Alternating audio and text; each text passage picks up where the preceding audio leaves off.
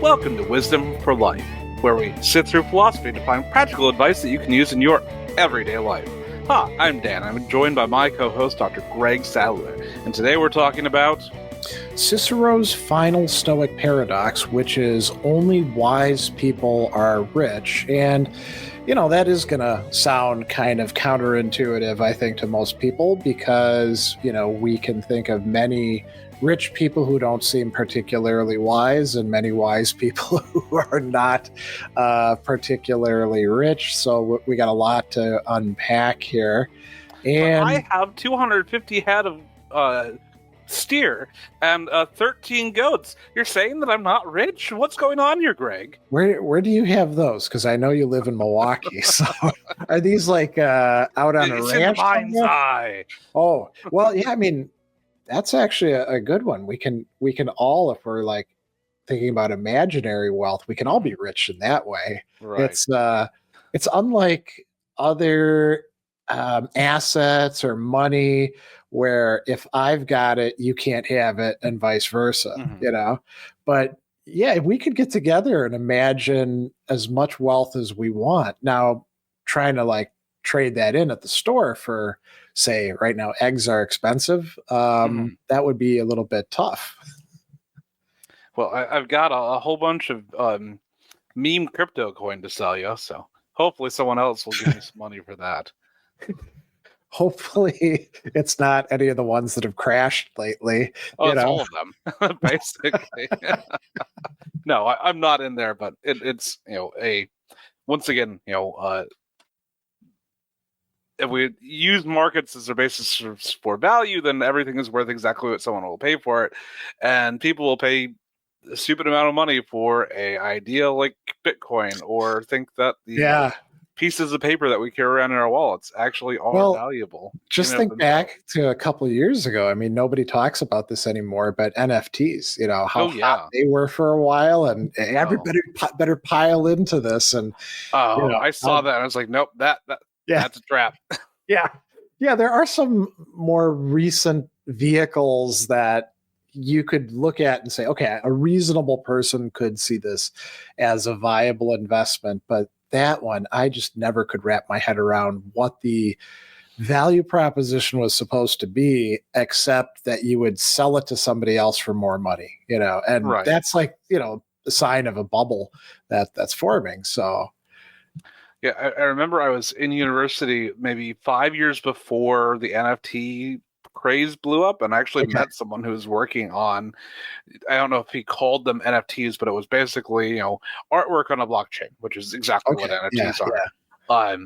And that was, I was like, sure, cool. It was like a startup conference or something, and there's a whole bunch of people that were, saying, hey, I'm doing this. And it's interesting that it stuck in my mind that like I talked to this guy for a bit about it. And I was like, that's cool. I don't know the usage of it, but sure. I will say this before we jump into the Cicero. Many, many years ago, when Bitcoin was starting to take off and there was buzz about it, I had a few people who wanted to pay for my services in Bitcoin. Oh, and I am kicking myself given how much it's gone up. If I would have just said, yeah, sure, why not? And supplied those couple hours of work, probably I'd be sitting on something that's worth quite a bit more right now. But it seemed like a big hassle to try to do. And since you couldn't actually like buy anything with it, it just didn't appeal to me. But right. But let's talk about Cicero. So go ahead. Really quick, please. Yeah. I do want to throw one thing out there because, like, I think most of it is not super useful, and there's other technologies that do it.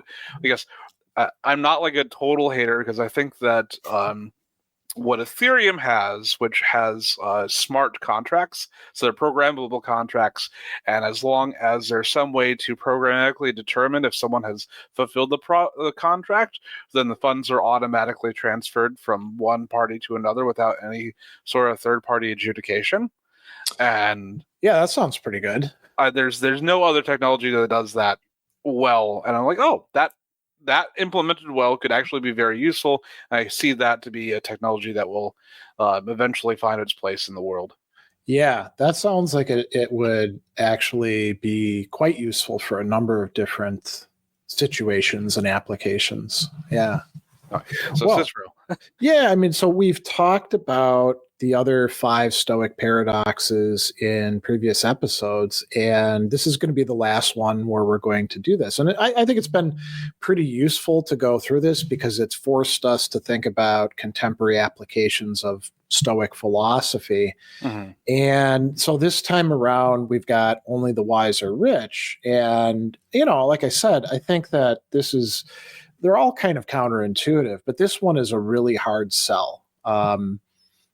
Unless we equate being rich with all sorts of things that it isn't, like being smart or being good or being hardworking, nobody's really going to accept only the wise are rich at face value. And I think we can think of all sorts of examples of people who are wise and they're in debt or they're penniless. They don't have any great prospects.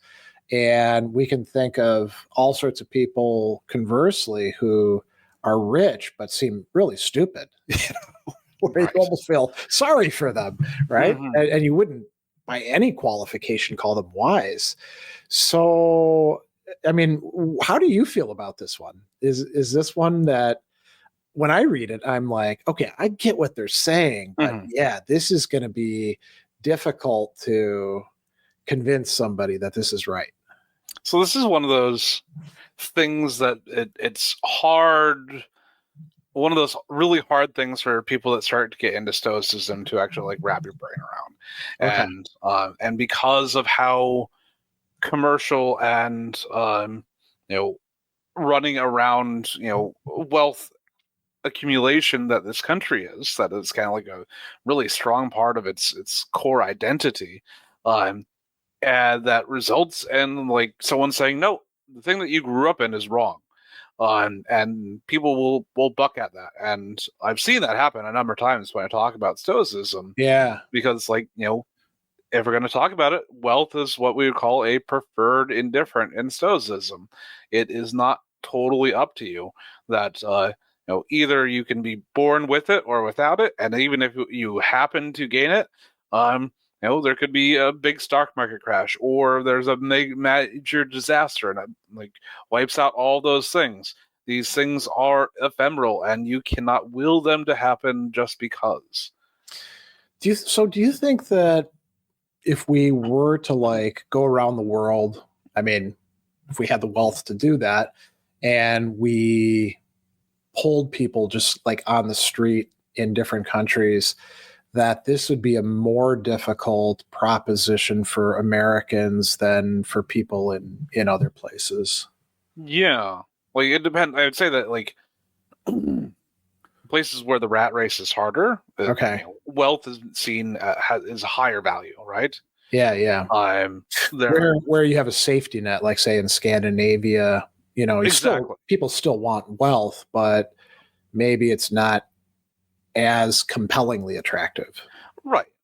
You're gonna have more people okay, we've set up a system that makes sure that I've got healthcare and that there's a good safety net if I lose my job or whatnot, and so I have the ability to go out and make my living at things that I want to do more than what I need to do, and you get to make your decisions about what you do with your life less on a monetary basis and more on a I guess life fulfillment basis.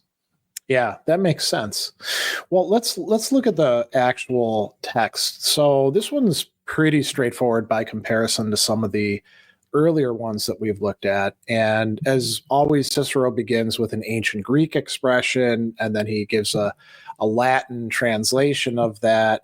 So we'll give those to you, and then we'll tell you what they actually mean. So the Greek is hoti monos, hos sophos, plusius. And the Latin is also very short, solum sapientem esse divitem. And, the translations, when we've looked at these in the past, they could be all over the map. These are pretty convergent. So the oldest translation, Edmonds, that the wise man alone is rich. Rackham is that the wise man alone is rich, so exactly the same. And then the newer translations, Mark Webb's 1985 is that only the wise man is rich, which, I mean, that's almost exactly the same. And then the one that we can find in Wikipedia is only the wise person is rich, which, gets rid of the man thing, because I think women can be just as foolish as men can be from a Stoic perspective. So that's good, but they can also be equally wise. The Stoics wouldn't have left women out. They were pretty egalitarian that way. So, I think it's easy to understand what the words mean. Now, do we actually buy it? And that's where we got to look at what Cicero himself is going to give us by way of explanation, right? Right. And the thing that always comes to mind is yes, the Stoics are the school, but they're also strongly influenced by the Cynics, who are incredibly ascetic. And so there is this idea of asceticism, not that it is a good in and of itself, but that having goods or not aren't external goods are not the measure of one's life. Yeah. If we had more of what the Cynics actually said, because Antisthenes, Diogenes, Crates, they're supposed to have written books, and we don't have any other stuff. We have some letters, but they're not by those guys. They're, centuries later. Maybe they would have used a word like indifferent or something like that, It certainly seems consonant with their philosophy, by opposition to other schools where they're like, okay, wealth is not the good, but it is a good thing because it's useful for getting other things, and being poor isn't by itself the worst thing in the world, but all things being equal, being poor is bad. That's what Aristotle would say, or Plato, and I think even the Epicureans would probably be cool with that. Yeah. It's good to have a nice garden and friends and wine and and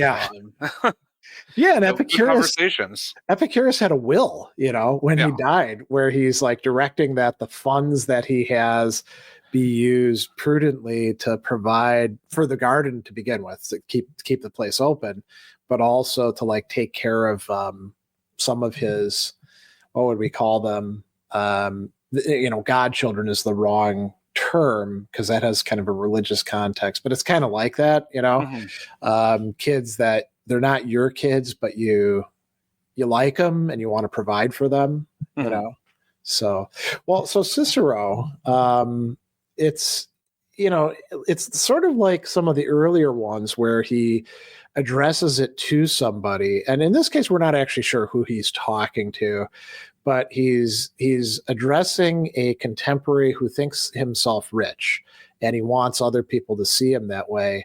And Cicero says, hey, you're not only not rich, you're actually poor, even though you're always bragging about your money and possessions. And you can say, well, what's that about, right? And so Cicero says, well, what is it to actually be rich? We need to clarify what this means. And I like this. He says a person who has enough possessions that they can easily be contented in living, and the translation is liberally. That's an old-fashioned term for living like a free person. So, if you think about contemporary American society, how much money do you need? You want to have enough that you either own your house, or you can make payments on it, or you can pay your rent, and you're not worried about it going up so much that you would have to spend half your income on it. You want to be able to afford food that's healthy and tasty. You want to be able to buy new clothes, not every single season, but your shirt rips, you want to be able to buy a new shirt, right? Or maybe you got a couple extras. And, books, you can see I've got all these books on the bookshelf. That's an investment. Now, granted, I try to get them as much as I can from used bookstores or from discard piles, but I don't know how much. The philosophy discard pile is amazing. The philosophy department discard pile. Yeah, when somebody retires, right? Yeah. They all swoop in and get their stuff. But we don't really need that much. When we talk about living comfortably, I think that's sort of what he's talking about there, Right. right? So, like, obviously now, like, especially because we're a much higher population, there's more like pressure on the amount of land that is for the people that is around. Thinking Yeah. back to, like, ancient Athens or whatnot, where they're at, like, it's a town, but it's like what, 100,000 people at most, and that's like the biggest place around. And that includes like all the people out in what we would nowadays call the suburbs, living Right, out and on you can farms and walk stuff. across the city in, I want to say, like half hour or something. Yeah. Even Babylon, which was like viewed as like an incredibly dense, crazy population metropolis, I think it would only take you like a day or two to walk from one end to the other, Right. you know? And so, like, as well as, go back to thinking about Epictetus writing about, like, what do you need? You need like a little water. You can grab some like figs off the trees and whatnot. It takes like only a small amount of money to buy the grain that you're going to need for the entire year, and like, you should be able to live whatever you consider comfortably, on like a very low standard of living without Yeah. much money. And so because of that, that you always have this like baseline that you can build from. There's a phrase in here where Cicero says, and I think it's become kind of a catchphrase, and I'm trying to find it in our notes, that being thrifty is itself income, right? Mm-hmm. So knowing how to not spend your money on things and not buying them when they're very expensive, I kind of think there's certain skills that we could have that they work in an analogous way. So like being able to cook, for example, actually knowing how to take goods that you buy in their raw state and, think about beans and rice, right? So you can go to the store and you can buy prepackaged beans and rice. You just have to boil the water, maybe put a little oil in the water, and you dump the Zatarain in there, and now you got a dish of beans and rice. And if you're hungry, you probably need 2 boxes.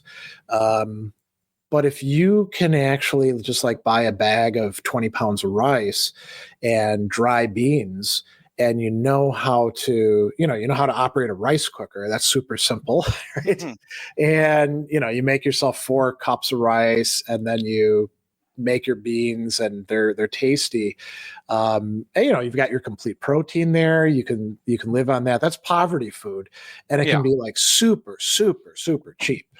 Or if like how to process food when it's in season, you go to a farmer's market, or you go to a local store where there's a surplus of something, you buy it all up and then dry some of it, or you freeze some of it, or turn it into something. That's actually wealth. Right.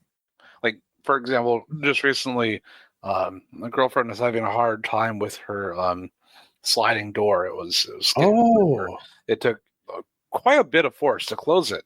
Okay. And had someone come out to, like, okay, what would it take to replace this? And it's like $10,000 to do. I don't know if it was that much. It was thousands of dollars to replace this big door, in part because like it was a non-standard size. So they either had to rebuild part of the wall or order a custom door, and it got super expensive. And I was like, you know what? I'm going to start investigating this. I took it apart, and I found that the rollers in the bottom were just super worn out. And go to the hardware store, found a couple of new rollers. $40 later, had new rollers, put them back together, put the door back together. No, it barely takes a pinky to open and close it. Yeah, that's an interesting case. It reminds me of how when I was younger, you could effectively work on your own car. Like you could change your own oil very easily. You could flush your transmission, put a new filter in, add new stuff. A buddy of mine out in the parking lot at college walked me through replacing a radiator, Wow. and we did it there. And that car, there was a Pontiac 6000. It was a great car. And the one thing that stymied me, because I was used to like doing all my own work, I knew I needed to replace the brake pads. And I was out on the street, which you're not supposed to do, but the cops will kind of look the other way, and if you're not making a big mess. So I had it jacked up, and I put like a log underneath it, so of course it wouldn't fall over on me. And I take the wheel off, and I'm getting in there to look at the brakes, and then I realized that it needed that wrench head that had the 5-star thing. I forget what it's called, and I was like, "Well, I don't have those." Okay, yeah. And I was like, damn it, now I'm going to have to so I put the wheel back on and I drive it to a shop, and I'm like, listen, I got the parts, I can't put them on. Can you do that? And they're like, yeah, we won't charge you for parts. We'll just charge you for labor. But that was like the sign that we were in the beginning of the end. I mean, it already had chips in the manifold for the fuel injector. So, if any of those went bad, there's no way I can fix that, Right. So yeah, it's what on your balance sheet you have your incomes and your expenditures, and it is incomes minus your expenditures. That is what you have for your profit or whatever is left over. Yeah. And yes, being thrifty, knowing where to spend your money wisely and where to find alternatives definitely helps us. Yeah. Now Cicero goes further, and he talks about thinking about wealth not in terms as we usually do of money or external possessions, and thinking about your mind. So, and I like this phrase. He says your mind ought to pronounce you rich.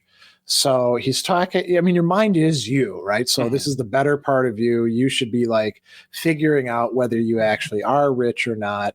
And you can ask yourself, okay, what's in my mind? Do I have resources there? Can I, do I have virtue, for example? He talks about that. If you do have virtue that you've developed, nobody can take it away. I mean, I guess you could say like somebody hits you in the head and gives you brain damage. Yeah. That virtue is no longer active anymore. See Phineas Gage. What's that? Said see Phineas Gage. Oh, yeah. I mean, in that case, though, it worked out kind of better. He was a jerk before, right? And then he became... No, the other way around. Oh, was it? Okay. Who was it there? There was another case where somebody had an accidental lobotomy, and they went from being a vulture to being a decent guy, almost like Scrooge overnight, Oh, wow. Yeah. But in any case, putting those sort of accidents aside, what you have is as your wealth is what you have in your mind. And there's a lot of ways people go wrong with this. He talks about people who are greedy and they can never be satisfied. And if you have lots and lots of wealth and you think you still have to have more, that's not a very great way to live. I mean, it's probably going to lead you to doing bad things to other people, being unjust. And even if you aren't, though, if you can't be satisfied, that's pretty miserable, right? Yeah. Because then you're like always reaching for something that might not ever come. And so once again, this gets us onto the hedonic treadmill. I know I'm like jumping the gun a little bit, but like this is, why are these external goods not a good in of itself? Because they are fleeting, and once you get them, you always want a little bit more. Yeah, and so that could apply to status or power. I mean, it's an interesting one to think about. Pleasure itself, the hedonic treadmill. So hedone is pleasure, and so that's directly about that. There's a lot of people who are like, oh, if I just get this and I have this experience, it's all going to make sense to me. It's all going to be great. I could die happy, they say, right? Right. But you almost never die when you're experiencing the pleasure, and then it goes away and you're not happy with it. Right. You got to eat another meal, or you got to drink another drink, or And with some things, the good that you get from the next, like, for example, it's a diminishing return of pleasure that first dollar gives you a lot of pleasure.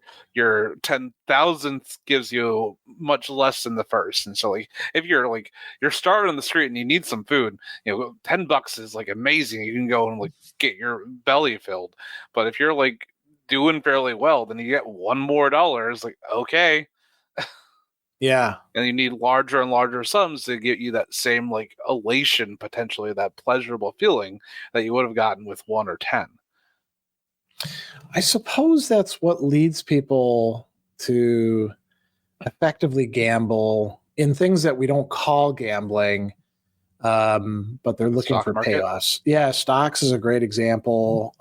Investing in other sorts of vehicles where there's going to be a big payoff, right? I mean, that's how people get conned, is you promise them some extraordinary yield that is just, it's not reasonable. And they're like, yeah, I need that.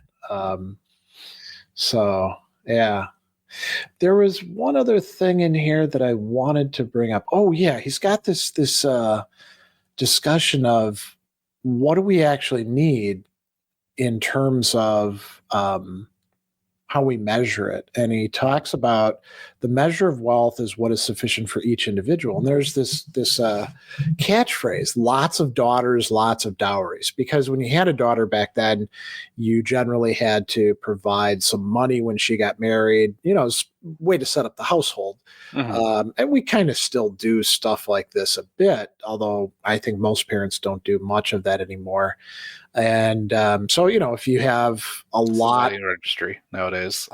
True, yeah, or paying for the wedding itself, buying the drinks at the bar, stuff like that. The rehearsal dinner, I think, is supposed to be paid for by the groom's family. Mm-hmm. It's been a long, long time since I've had to think about that sort of stuff. But he says that there's certain limits to this. And he's got this crazy example, which made sense in Roman times. I think we'd have to find ways to translate this into our time. He says, do you have to have enough money to raise an army? If you think that that's what you need, you're never going to have that. That's a very high level of wealth. And we do have some people in our current society who they're not going to spend it on raising an army, but they can produce a corporation out of nothing, or mm-hmm. they can buy all sorts of things, lots of land, or bunch of boats, or things like that. But if we think that we need that to be happy, we're screwed, because none of us are going to see that sort of money. And it's interesting. He says that the value, or the payoff, in Latin fructus, which literally means fruit, right? So what it is that we're getting out of wealth is what he calls abundance, or copia, the word we get copious from. And that means having a full and overflowing supply of goods, which makes it sound like we need to be stocked to the gills. Mm-hmm. But again, Cicero's thinking, no, you only need what you actually require. And if you've got that, and you can pare down what it is that you're looking for, so your needs aren't very great, you're great. You're set, Mm-hmm. I mean, there's quite a few things on my end, and I imagine there's probably quite a few for you too, where maybe when I was younger, I would have wanted more of them. And now I'm like, that's enough, Like magic I've got cards. What's that? I said magic cards. Do you still collect them and play with them? I still have some in a box. I haven't played with them in years. Yeah. I don't even know why I have them anymore.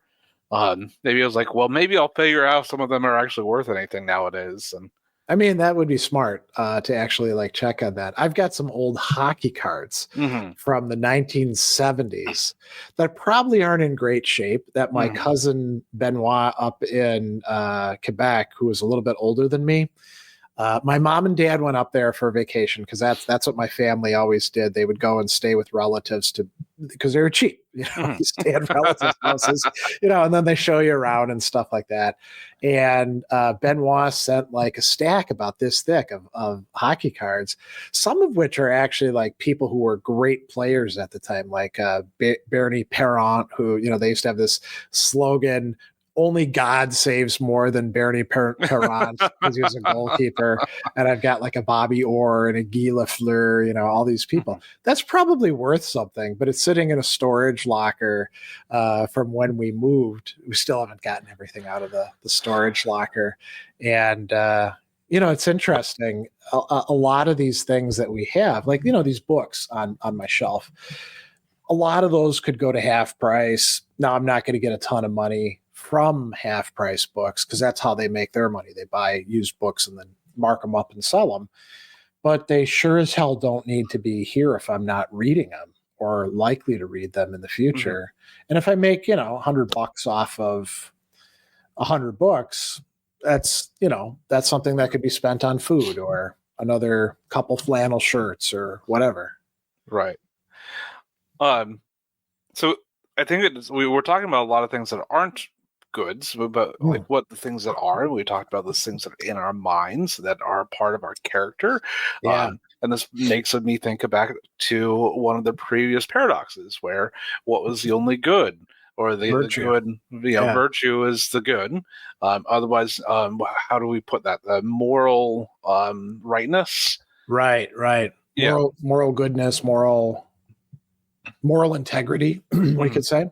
Only moral integrity is a good. Yeah. So this is definitely a reordering of values within the Stoic system.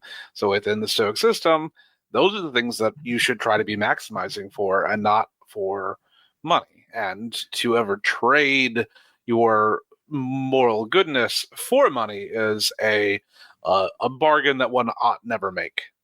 Yeah, I think people do that because they think that if they don't do it, they or people close to them are going to suffer, right? So I need to tell lies so I can sell these products so that I can bring home enough money so that we can keep the house and, send the kids to private school and all that sort of stuff. Or, so, I mean, that's a sort of like avoiding a negative. And then there's also the positive. I need to sell out my integrity so that I can get all these great things that people tell me will make me happy. And it's tough today because in the past you always had the same neighbors to keep up with, right? That's a perennial thing. They get a new car, then you're like, oh man, my car looks like crap. Or they put an addition on their house, bring you over to see it, and you're like, I should probably do something with my house. That's a temptation that's, I think, been around for centuries. But they didn't have an advertising industry that's constantly bombarding us with stuff that we should buy. And advertising has been around for over a century, but it wasn't targeted to the extent where, I think we've talked about this before. My wife will be not even in the same location as me and talk about something with somebody else, and maybe her phone is picking it up or her computer is picking it up, and I'm getting advertisements for it in either Amazon or Google or Facebook for those very products. I mean, and the promise is always, if you get this, you'll either avoid something bad or you'll have something good. Yeah. And like we just got past the Super Bowl here, and so that is a an advertising event with a football game attached to it. And as well as there's definitely been a rise in recent years of the prevalence and the desire for luxury goods. To have conspicuous wealth to the point where people will go into debt in order to have these conspicuous wealth objects, because they have a judgment about the value of what things are good, and to look like you are wealthy is a expected good, Yeah. when it's actually nothing. Like I see people wearing those things, and I'm like, either you're stunting or you're faking it, or you're, you know, very bad with your money. You mean like when people buy knockoff designer goods No, and like the real thing. They'll okay. buy a real, yeah, Yeah. yeah. Yeah, that's that. I mean, so this is something that we were going to talk about later on, but one of the big transformations that maybe some younger people don't really know about, because it has changed over the last, I don't know, 50, 60 years. It used to be that if you didn't have the money to buy something, you would generally have to save up for it, or you could like put it on layaway, some other kind of thing like that. But layaway and other schemes like that were a little bit risky, because if you put the money in, you couldn't get it back out generally if you couldn't end up purchasing the thing. So usually you saved up for stuff. And I remember when I was a graduate student, so this would be like 1995, I went down to Southern Illinois, Carbondale, and right out front of our building, which was called Feiner Hall, where we had the philosophy department and a whole bunch of other departments, Discover, American Express, and a couple other card companies were all there with their booths, right? And Right. you could walk up and you could get your first credit card. All you had to do is fill out a form, and it would have a very low limit, like $500 or so, because you're a bad risk. Right. You've never had any credit, but they would give it to you. And then you're like, oh man, I could like buy some books, I could get some beer, I can go to the diner, and I don't have to spend cash. I can put it on the card, and you hit that $500 limit pretty quick.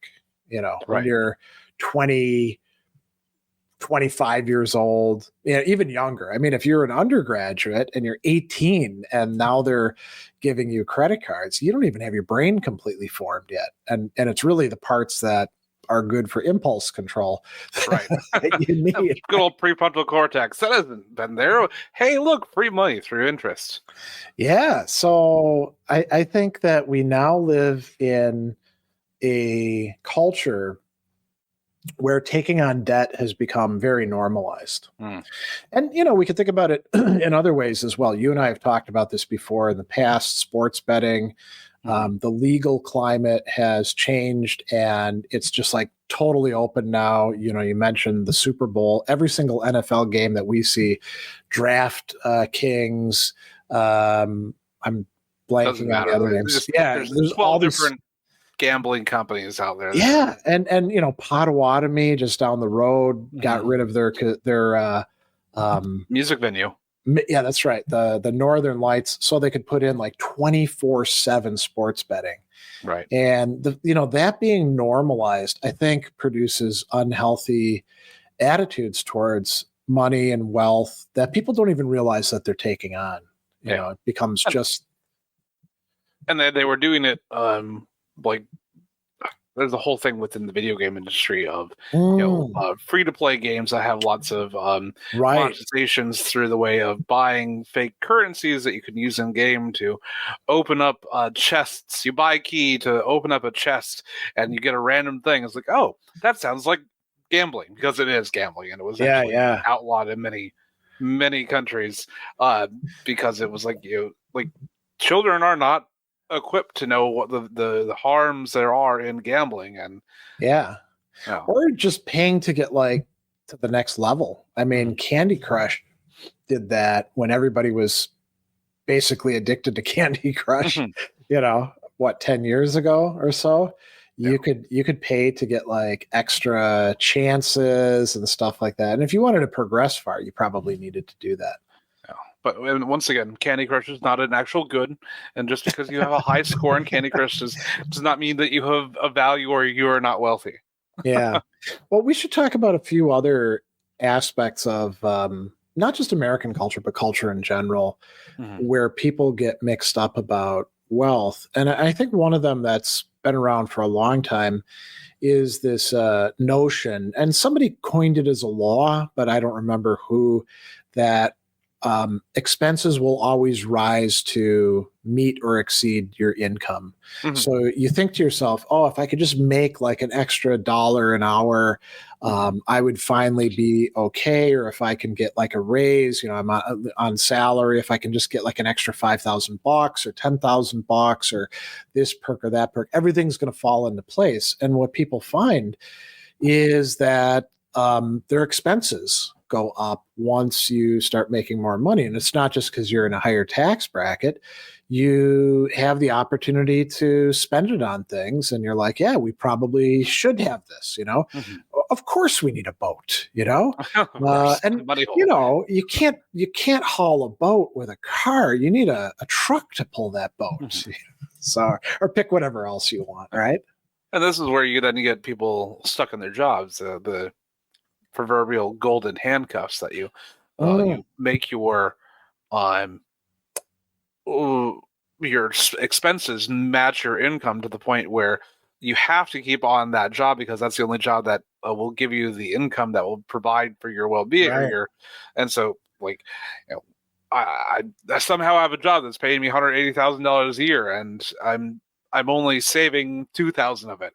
And I need to always stay in this job, and I might hate this job, but I can't lose this job, because then how the hell do I maintain all of the debt that I've already accrued and that I'm on the hook for? It's interesting because every once in a while, it's usually happening on Twitter, as far as I can see.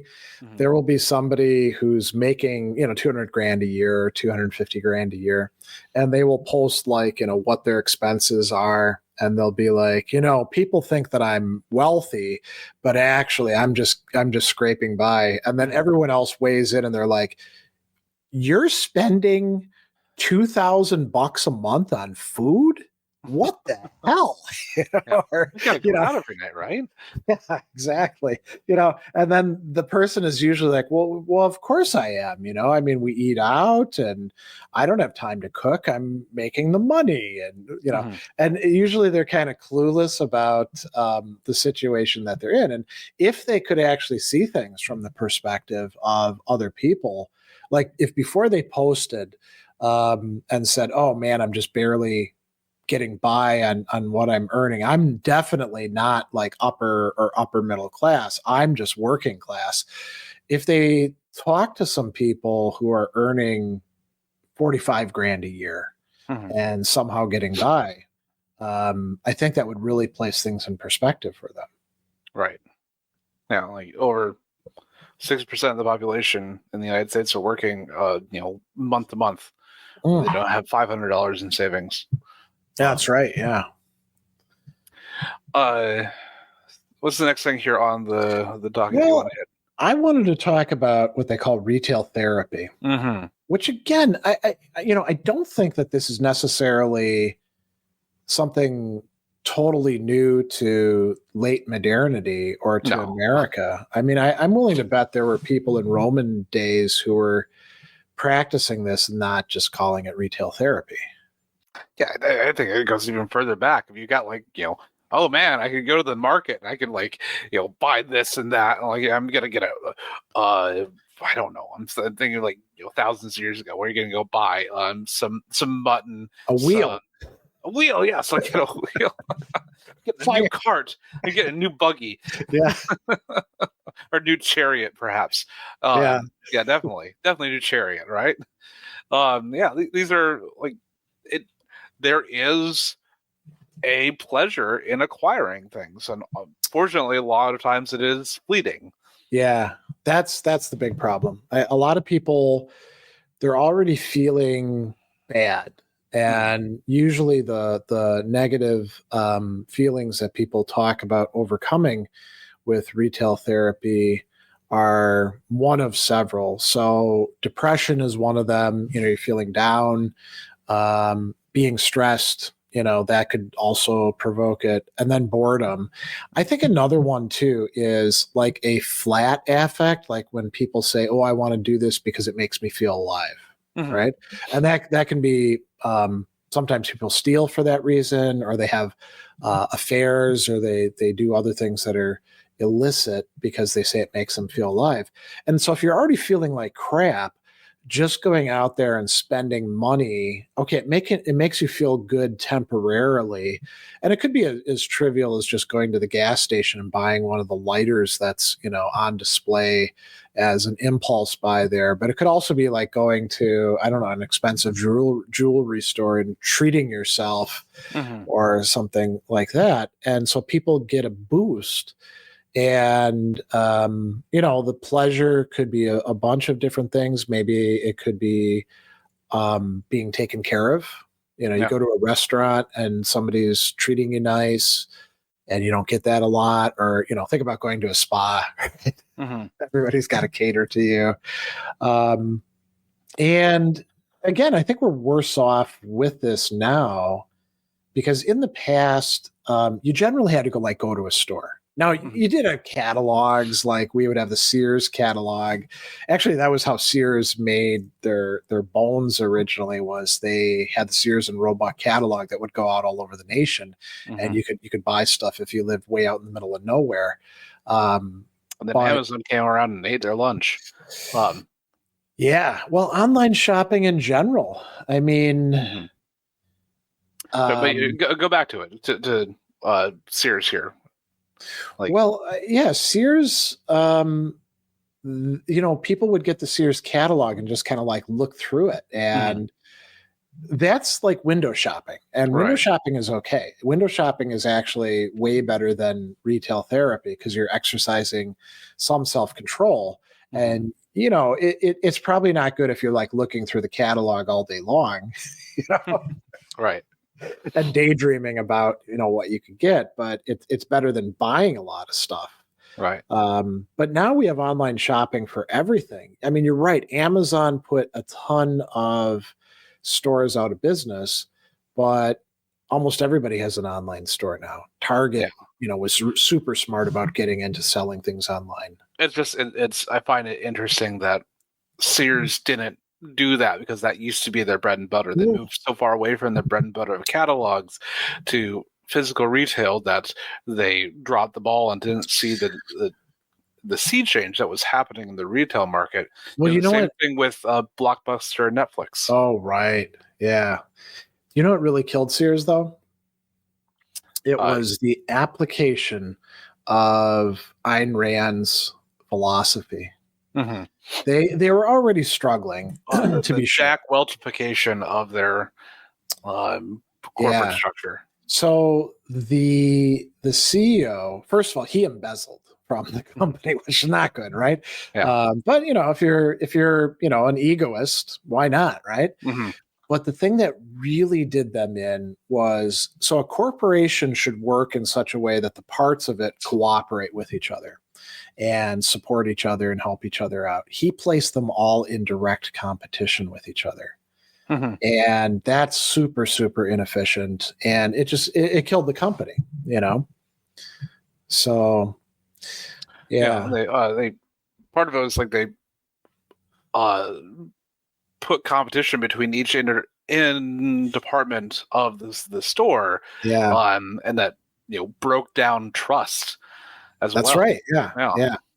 So now coming back to retail therapy, we do have to make a couple distinctions, right? So it's not going out and doing the shopping that you need to do is not retail therapy, even if you get a charge from it, right?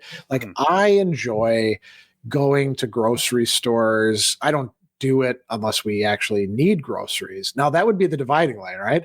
Do I go to the store just because I'm feeling down and buy some luxury products that are there? I like to go to, my favorite one to go to is actually the Metro Market in Shorewood, because they've got so many different things and there's always something on sale that I look at and I'm like, oh yeah, I could turn that into 5 meals, being kind of thrifty with it. And, I set myself limits on what I would possibly get. And I've developed some fairly good impulse control. There's other places where I kind of have to be dragged along to go shop there. I don't like going to Costco. You know, some people really, really get into that because they're like super, super deals. But you know, it's not an enjoyable experience for me. Actually, I should ask you, where do you enjoy shopping in any place, or Enjoy shopping. I guess I don't is know. it I a guess I chore? like what is it called? Trader Joe's. I kind of like Okay, Trader yeah, Joe's. yeah, they've got good stuff. Yeah, and they got like stuff that like rotates in and out, and it's kind of like, oh, there's a little bit of a hunch. It's like, oh, is that back in stock? Is that back in season? Oh, it's fun in that regard. Yeah. But yeah, for the most part, I'm not a big fan of going out shopping. I hate being sold to. I hate talking to salespeople. Oh, yeah, Um, it like makes my skin crawl. Um, yeah, and yeah, that's just there are very few things that like I get excited about, and I'll when I buy them, like yeah, great. Like I just got a 3D printer not too long ago, but I like it in part because it allows me to do more things, and right. so it's a force multiplier. It's like buying a bike, and like you can walk or run someplace, but if you got a bike under your same internal power, you can now go 10 times the amount of distance. That's. I mean, we could think about a lot of tools in that way. Are they? We can ask ourselves with each of them: are they contributing to us living a better life? If so, how are they doing that? How are they acting as a force multiplier, you know, or satisfying some need that we weren't able to fulfill before? And if we don't have a good answer to that, it's probably stuff we didn't need to get, Right. you know? Yeah, I've got lots of things I didn't need, and Yeah, me especially too. getting rid of them. So that's actually a great segue into. I mentioned that we have a storage locker. Yeah. Now, we're not hoarders about that, thank God. We do have some people in my family who have what, you know, there's enough of them that we actually just call it the sickness. Mm-hmm. And they're able to identify it as such because, you know, they know it. But you know, there was a guy when I was living down in Fayetteville who lived next to me, and you would never guess that he was a hoarder. I never went in his apartment, and, you know, we would chit chat. He was a seemingly, you know, well-adjusted, normal guy. And then one day he asked me to come in and help him with something, like move something. Mm. And it was like the stereotypical thing from the show where there are like piles of like newspapers and magazines, like going up, you know, 6 feet, and just tiny little alleyways that you could get through. And I was like, oh man, that's not good. And he was a little bit apologetic about it. He wasn't one of those people who was so far down that route where they don't realize that it's a problem. But I mean, this is a big problem here in America. You know, we have quite a few people whose houses or apartments are just loaded with stuff. When I was a kid, we actually one of the kids who I went to school with, who I would stay over with, we didn't have a name for it at the time. And his parents were hoarders, Mm-hmm. and they were also messy too, in a way, like, you know, they wouldn't put dishes. They wouldn't put dishes in the sink. They had a bunch of cats, and they would just let the cats clean the dishes. Oh. Yeah, but Ugh. Rough. yeah, yeah, you'd be like, hey, I got this cereal bowl, and it's got Yeah. some milk in it. Should I put it in the sink? And they're like, man, just leave it for Fluffy. Yeah. The cats knew what to do. But coming back to this, so what's going on there? There's a psychology that has to do with reluctance, and a lot of times when we look into people's past, you know, they're suffering from trauma, or they were very deprived, or things like that. But it really does get in the way of having a good life. I mean, it's unhealthy to begin with, but it interferes with relationships. If you're a kid and you can't bring your friends over because you don't want them to see your screwed up home, that's going to take a toll. Or if you don't want to visit your relatives because, you know, it bothers you to see all that, I think that's a problem. Now, why mention storage lockers as a segue? As it turns out, in the last 20, 30 years, storage lockers have become a super growth industry. As a matter of fact, they're recession proof because when people's houses are foreclosed on, they put everything into a storage locker. Right. And, unless they like don't pay the fees, people will just leave stuff in there for years and years and years. And sometimes they totally forget about what they've got in there. I don't like us having a storage locker. I want everything out and either sold or put in the condominium or here in the office, or passed on to somebody who can use the stuff, or just junked. But we've got it. So, I think that's a sign of a problem with thinking about wealth. You can say, well, where did you get all this crap? Right? Well, you spent money on it, or you accumulated it somehow. I mean, I suppose you could have inherited all of it, but I definitely got a lot of things given to me over the years. Like, it works. We got this desk I got from one of my previous jobs because they're getting rid of it. It's a really nice desk. I was like, I want that desk. Why not? Why shouldn't I have that desk if you're just going to throw it in the trash?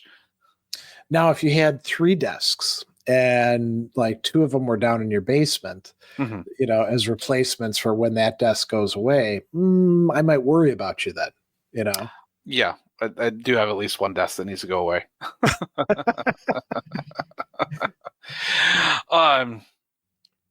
But yeah, I guess the other things, just kind of like, once again, like reiterate, like why is this considered a paradox? It's considered a paradox because the normal idea is that material wealth is a good and it's something that can be attributed to you. And it makes me think of, I want to say Epictetus again talking about like someone having a beautiful horse. It's like, right. Like the horse's beauty, like you shouldn't be like happy or like feel like good about the horse being beautiful. It's like, we go around and you say like, oh, what a cute dog or something. But you're not cute. The dog is cute. It doesn't belong to you in that same way. And just the same way, like you might have a bank account that you can access this wealth. But it's not part of you. It is an external thing that you might control, and it can go away. And because of that, we're talking about what is actually good within the Stoic idea. The Stoic idea is that these things are preferred indifference, and that the things that are actually good or bad, things that actually would be of wealth of actual goodness, is your virtue, your moral uprightness, the way that you comport yourself and understand the world and make good decisions within it.